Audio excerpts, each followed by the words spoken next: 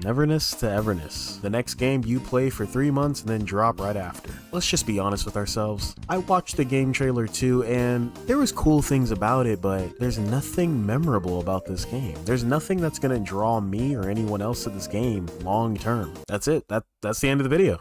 You can click off now. But if you're curious on why I would actually make these claims, just watch till the end. So let's start with the first thing we're introduced to in the game trailer, the characters. I don't know about you, but the first question that I immediately think of is, will we be able to create our own character? Is that gray-haired girl, is she a created character, or is she a gacha character we have to summon for? Because if I'm being honest, her design is whack. And that's for a lot of these characters. I can't imagine myself spending on any of these characters, especially in recent games. All the designs we get for gacha, there's no way any of you guys are excited for these character designs. This shit is gross. I see any of you niggas spending bans on any of these cat girls, I'm putting you on a list, because there's no way. The best character design that I've seen so far just so happens to be the little girl.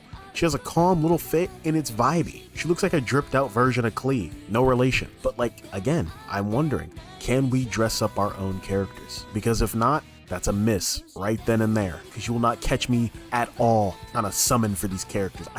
I'm not getting hyped for any of these. Like, look at this blue girl. You look at this and you said, oh man, that's burning a hole in my wallet. There's no fucking way. Number 2, the most interesting thing they actually showed us was when you get teleported into the back rooms. I don't know what it's actually called, but when you get teleported in the other world, we're calling it the back rooms for now. And yes, I like that. That's a cool, interesting thing. But don't forget, Project Mugen kinda has the same idea already. So how well are you going to execute this, and will Project Mugen be able to execute it better? Plus, that shit looked a little invasive. Like, there's no marker on the map, you're just running, and then you get teleported into another world. Imagine you're just trying to go buy something. The next you know, backrooms. You're fucked. Same with driving the car. You're just driving the car, and then a random Hell Rider comes out. Do you have to follow him now?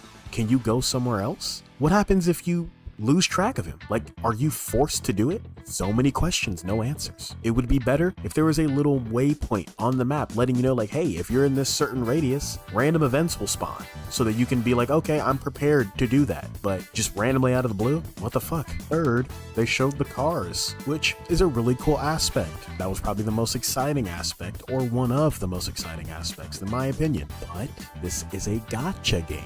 How do we obtain the cars? Do we buy them with in-game currency? Are they something you can only get from the battle pass? Because Tower of Fantasy did that, where you can get new cars or new vehicles in the battle pass. Like, is everything like that? Can you just purchase in-game? Or am I gonna have to summon for a Porsche? I swear on Kami-sama, if these niggas have me summon for a G-Wagon, your game is dead. There's no way you're about to have me summon for these boo-boo ass character designs and then a G-Wagon? Granted, they showed us the customization, so thankfully I don't have to summon for a new pair of rims. But again, how easy is it to come across the currency? You get an abundant amount? Are there going to be special decals, things that make it look better only through summoning? Like, we need to know more, because again, this is a gacha game. None of this shit is free, baby. How much of my time do I have to waste to be able to get some nice rims, a nice black paint on my Porsche? Does it equate to 3,000 in-game hours or 30 bucks? Which one? Also, this is just a little pet peeve. These niggas hopped in the car to drive across the street. That was some of the laziest shit.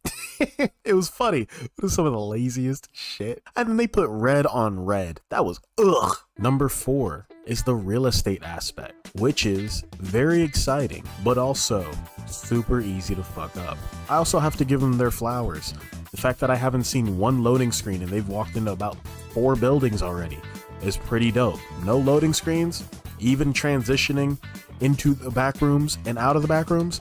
W, I will give you guys that. But the real estate aspect, how in-depth is the customization? Do we have to buy preset rooms? Or can we individually place 4,000 teddy bears like you did on that shelf? I have to know, because if I can't customize my pad to look the way I want it, what's the point of us buying the pad? Can we have friends over? When we have characters, can the characters chill and vibe out in the house randomly, do something? Can we even interact with the stuff? Like, what's the point of having a piano if I can't play the piano?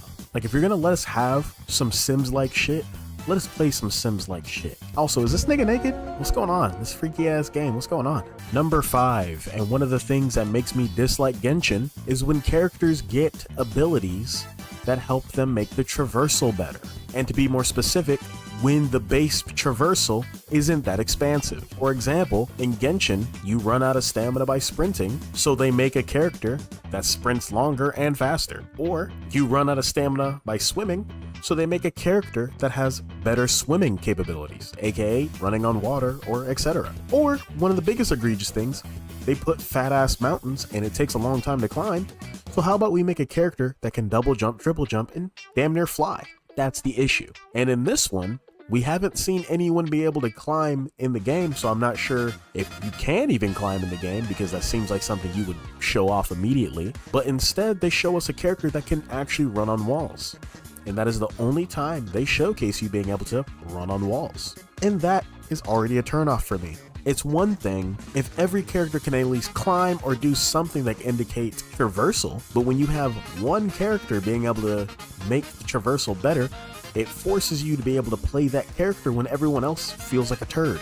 That's why I like Wuthering Waves, because every character can parkour, sprint up walls, do backflips and whatever, while there are some characters who make it a little bit faster or may look cooler while traversing. At least everyone else can still traverse. But as of now, we have no idea if you can actually climb in this game.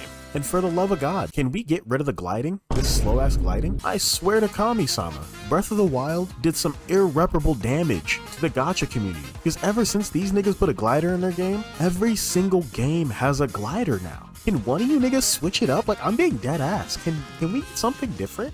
Can you niggas just actually like glide this time with your body or like something? Why do we have to just hold on to that? Like Tower Fantasy, you guys had a jetpack. What was wrong with the jetpack idea?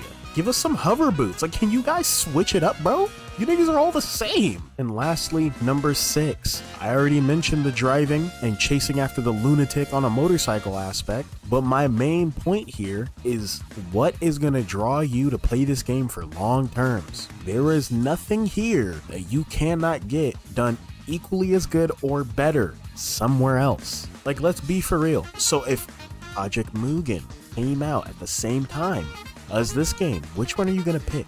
Or fuck it, let's say Hoyo or Kuro Games made their own version of an urban open world game. This game is cooked, and that's my point.